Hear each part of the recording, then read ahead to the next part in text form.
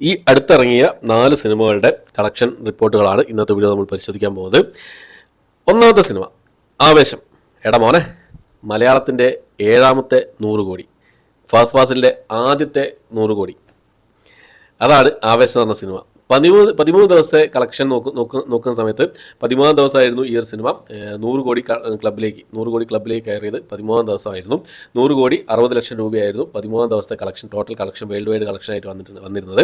അപ്പോൾ 14ാമത്തെ ദിവസം ഇന്നത്തെ കളക്ഷൻ കൂടി കൂട്ടി നോക്കുകയാണെങ്കിൽ ഇന്ന് ഏകദേശം 4 കോടിക്ക് മുകളിൽ കളക്ഷൻ കയറുന്നതാണ് പ്രതീക്ഷിക്കുന്നത്. അപ്പോൾ ഒരു 104 കോടിക്ക് മുകളിൽ പിന്നെ 14ാം ദിവസത്തെ കളക്ഷൻ വരുന്നതാണ്. അപ്പോൾ കേരളത്തിൽ മാത്രമായിട്ട് ഈ ഒരു സിനിമ 50 കോടിക്ക് മുകളിൽ കളക്ഷൻ നേടിയിട്ടുണ്ട് ഇപ്പോൾ ഓൾറെഡി.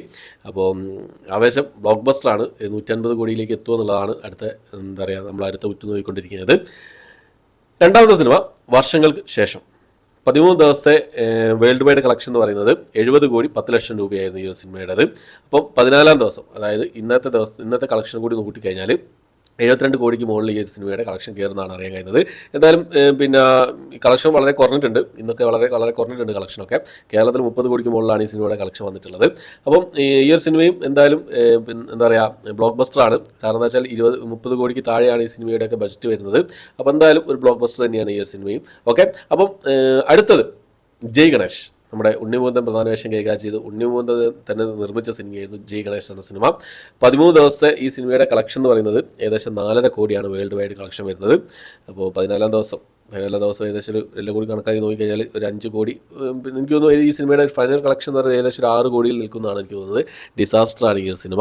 ഏകദേശം 15 കോടിയായിരുന്നു ഈ സിനിമയുടെ ബജറ്റ് എന്നാണ് ഉണ്ണിമുകുന്ദൻ തന്നെ വെളിപ്പെടുത്തിയിരുന്നത്. അതുകൊണ്ട് തന്നെ ഏറ്റവും വലിയൊരു ഡിസാസ്റ്ററായി മാറിയിരിക്കുകയാണ് ഈ ഒരു സിനിമ, ജയ് ഗണേഷ് എന്ന സിനിമ. നല്ലൊരു സിനിമയായിരുന്നു കേട്ടോ, സത്യം പറയുകയാണെങ്കിൽ എനിക്ക് നല്ലപോലെ ഇഷ്ടപ്പെട്ട സിനിമയായിരുന്നു. അടുത്തത് നമ്മുടെ ദളപതി വിജയുടെ ഗില്ലി റിലീസായിരുന്നു.